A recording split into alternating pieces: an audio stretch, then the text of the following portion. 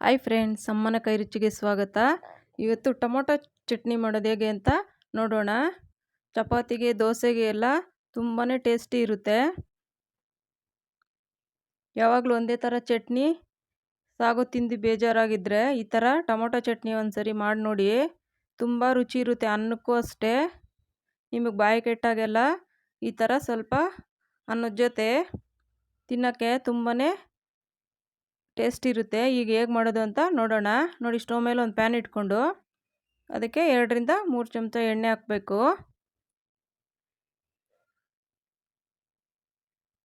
ಈಗ ಅದಕ್ಕೆ ಇಲ್ಲಿ 2 ಈರುಳ್ಳಿ ತೊಗೊಂಡಿದ್ದೀನಿ ನಾನು. ಈ ಥರ ಕಟ್ ಮಾಡ್ಕೊಂಡಿರೋಂಥ ಈರುಳ್ಳಿ 2.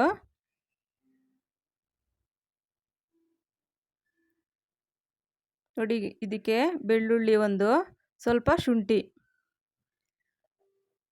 ನೀಟಾಗಿ ತೊಳ್ಕೊಂಡು ಈ ಥರ ಹಾಕ್ಕೊಳ್ಬೇಕು. ಸ್ವಲ್ಪ ಬಾಡಿಸ್ಕೊಂಡ ನಂತರ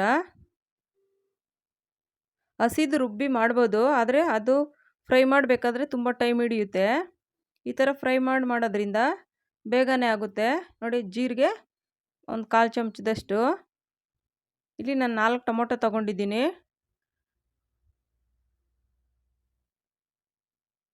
ಈ ಥರ ಫ್ರೈ ಮಾಡೋದ್ರಿಂದ ರುಚಿನೇ ಹೆಚ್ಚು, ಬೇಗನೂ ಆಗುತ್ತೆ, ತುಂಬ ಟೈಮ್ ತಗೊಳ್ಳಲ್ಲ.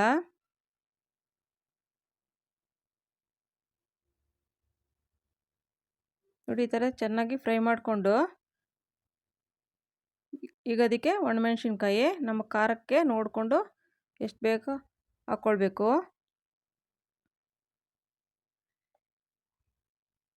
ಈಸಿಯಾಗೆ ಮಾಡ್ಕೊಳ್ಬೋದು, 5 ನಿಮಿಷದಲ್ಲೇ ರೆಡಿಯಾಗಿ ಹೋಗ್ಬಿಡುತ್ತೆ ಫ್ರೈ ಒಂದು ಮಾಡಿಕೊಂಡ್ರೆ.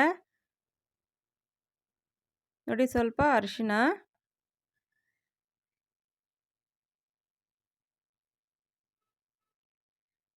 ಈಗ ಇದಾಗಿದೆ, ತಣ್ಣಗಾಗಲಿ. ತಣ್ಣಗಾದ ನಂತರ ರುಬ್ಕೊಳ್ಬೇಕು.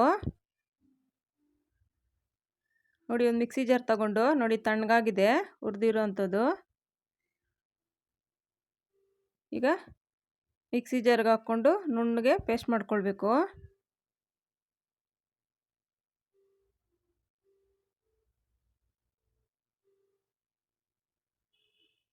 ನೀವು ಇದಕ್ಕೆ ಅಕ್ಕಿ ರೊಟ್ಟಿ ಮಾಡ್ಕೊಂಡ್ರೂ ತುಂಬ ಚೆನ್ನಾಗಿರುತ್ತೆ. ಅಕ್ಕಿ ರೊಟ್ಟಿ ಜೊತೆ ನೋಡಿ, ರುಚಿಗೆ ತಕ್ಕಷ್ಟು ಉಪ್ಪು, ನಾನಿಲ್ಲಿ ಕಲ್ಲುಪ್ಪು ಬಳಸ್ತಾ ಇದ್ದೀನಿ. ನೋಡಿ, ರುಬ್ಬಿದಾಗಿದೆ. ನೋಡಿ, ಒಂದು ಪ್ಯಾನ್ ಇಟ್ಕೊಂಡು, ಬಾಣಲಿನ ಏನಾದರೂ ಇಟ್ಕೊಂಡು ಸ್ವಲ್ಪ ಎಣ್ಣೆ ಹಾಕ್ಕೊಳ್ಬೇಕು. ಇದೊಂದು ವಾರ ಇಟ್ಟರು ಕೆಡಲ್ಲ. ಸ್ವಲ್ಪ ಸಾಸಿವೆ,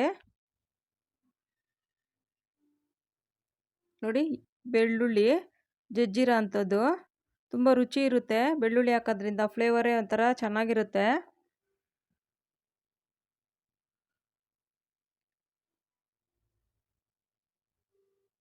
ಜಜ್ಜಿಬಿಟ್ಟು ಹಾಕೋದ್ರಿಂದ. ಈಗ ಅದಕ್ಕೆ ಸ್ವಲ್ಪ ಕರಿಬೇವು,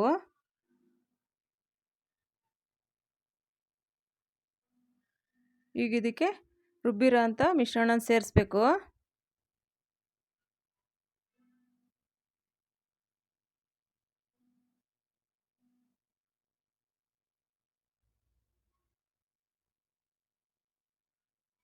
ತುಂಬಾ ರುಚಿ ಇರುತ್ತೆ, ಈಸಿಯಾಗೂ ಮಾಡ್ಕೊಳ್ಬೋದು.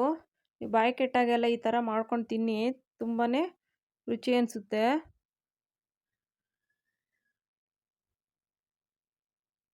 ನೋಡಿ, ಚೆನ್ನಾಗಿ ಕುದಿಸ್ಬೇಕು. ಆಲ್ರೆಡಿ ನಾವು ಫ್ರೈ ಮಾಡಿರೋದ್ರಿಂದ ತುಂಬ ಏನು ಕುದಿಸೋಂಗಿಲ್ಲ. ಸ್ವಲ್ಪ ನೀರಿನಂಶ ಎಲ್ಲ ಹೋಗೋವರೆಗೂ ನೋಡಿ, ಈ ಥರ ಬಣ್ಣ ಬದಲಾಗಿದ್ರೆ ಆಗಿರುತ್ತೆ. ಸ್ವಲ್ಪ ನೀರಿನಂಶ ಎಲ್ಲ ಹೋದರೆ ತುಂಬಾ ಚೆನ್ನಾಗಿರುತ್ತೆ. ತುಂಬ ದಿವಸ ಇಟ್ಕೊಳ್ಬೋದು, ಚೆನ್ನಾಗಿ ಡ್ರೈ ಥರ ಫ್ರೈ ಮಾಡಿಕೊಂಡ್ರೆ.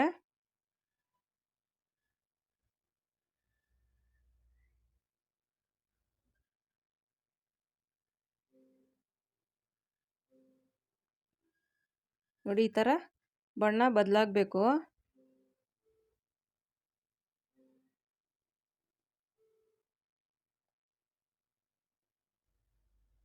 ನೋಡಿ, ಆಗಿದೆ ಈಗ. ನೋಡಿ, ಕೊನೆಯಲ್ಲಿ ಸ್ವಲ್ಪ ಕೊತ್ತಂಬರಿ ಸೊಪ್ಪು,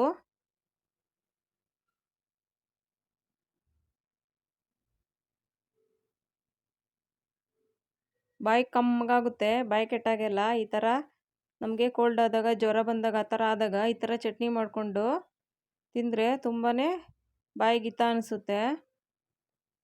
ನೋಡಿ ತುಂಬ ಚೆನ್ನಾಗಾಗಿದೆ. ಒಮ್ಮೆ ಟ್ರೈ ಮಾಡಿ ನೋಡಿ, ನೀವು ಇಷ್ಟಪಡ್ತೀರಾ. ನೋಡಿ ಒಂದು ಬೌಲ್ಗೆ ಹಾಕೋಣ ಈಗ.